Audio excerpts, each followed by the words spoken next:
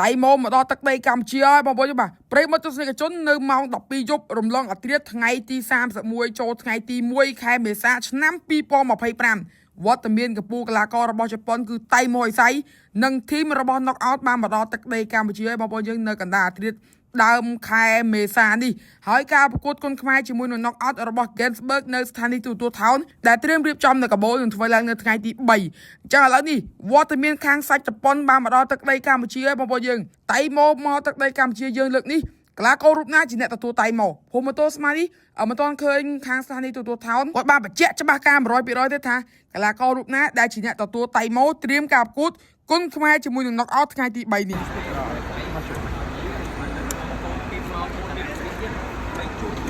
អូតៃម៉ូធ្វើឡងbằng bạo thôi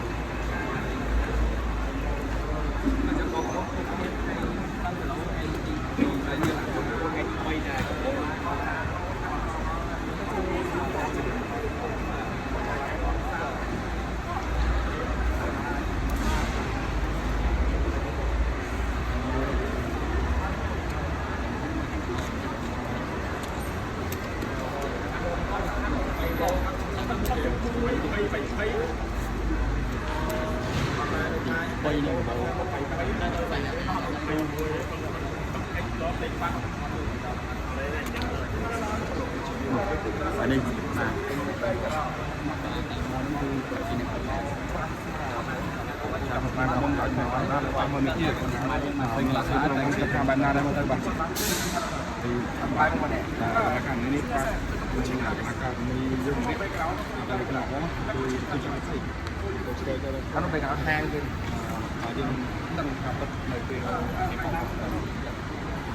mình cả câu tay tiếp bạc một cái đó là cho một số cái riêng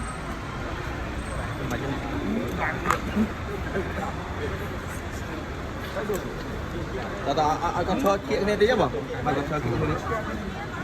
ai con cho thọ đầu chung hết ai con ăn mà trong ai tập là câu bảy đó cái câu quay này cái là câu quay nó cho một cái tiền cái tiền